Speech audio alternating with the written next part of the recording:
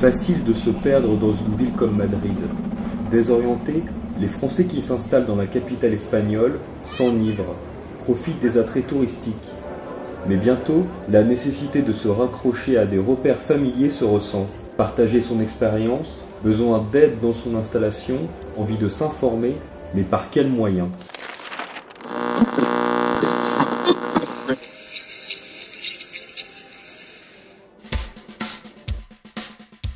Sur Internet, il est possible de consulter lepetitjournal.com, le journal des Français et francophones à l'étranger. Sport, société, culture, ce média gratuit s'est implanté dans plus de 30 villes du monde. C'est un concept qui existe depuis 2001, qui a été créé à Mexico. Là, en 8 ans d'existence, a accumulé 160 000 inscrits à la newsletter dans le monde entier.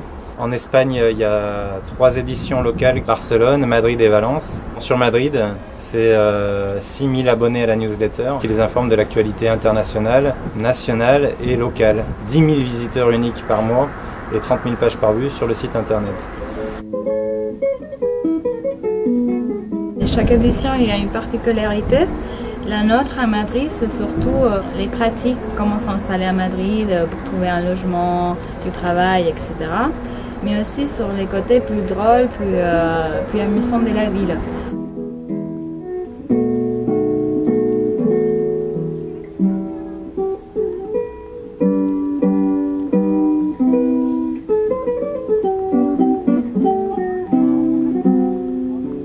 Deux types d'articles qui sont extrêmement lus, c'est tout ce qui est culturel et c'est aussi tout ce qui est insolite, tout ce qui est un petit peu décalé.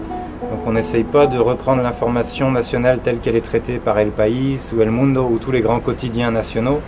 On essaye d'avoir une approche, un angle d'attaque un petit peu différent. On avait fait une enquête au début sur notre lectorat. On s'était rendu compte que surtout c'était des femmes, sur les vingtaines larges, la trentaine, avec des enfants. Une autre information qu'on a, c'est que 80% des lecteurs sont des Français et 20% sont des Espagnols francophiles. Là, on a l'avantage d'avoir la double culture au sein de la direction du Petit Journal de Madrid. Notre envie, vraiment au départ, c'était d'ouvrir les pages du Petit Journal au lectorat espagnol. Et l'information peut également passer par de la vidéo, pour illustrer l'actualité politique,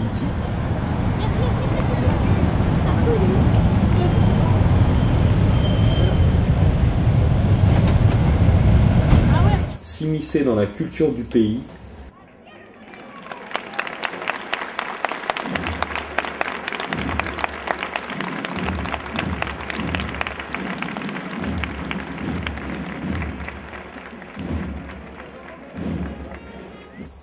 révéler le patrimoine de la ville,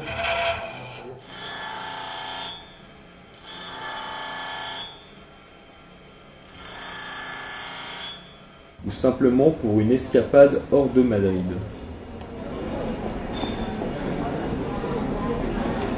Les vidéos, c'était une idée de Vincent. Quand on est sur Internet, déjà on est limité au niveau d'espace, on ne peut pas écrire des articles énormément longs.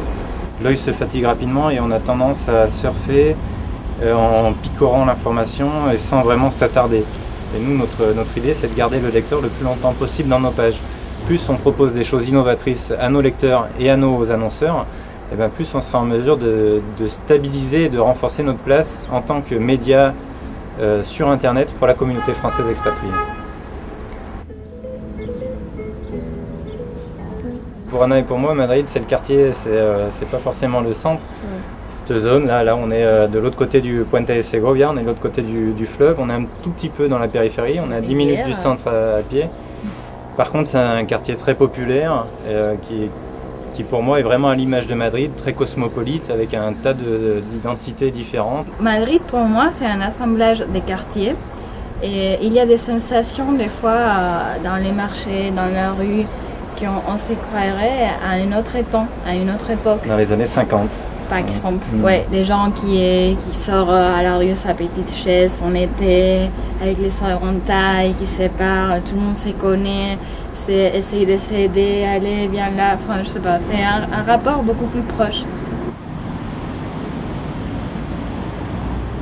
s'intégrer, je ne sais pas si c'est si facile que ça. Il y a beaucoup de clichés et de préjugés sur l'Espagne. On voit les Espagnols comme des personnes ouvertes, mais après sur les jours à jour, je pense que c'est un tout petit peu plus difficile. Le cliché effectivement des Français qui arrivent en Espagne, c'est que c'est la fiesta, la siesta, et que les Espagnols sont ouverts, les tapas, et que c'est très sympa.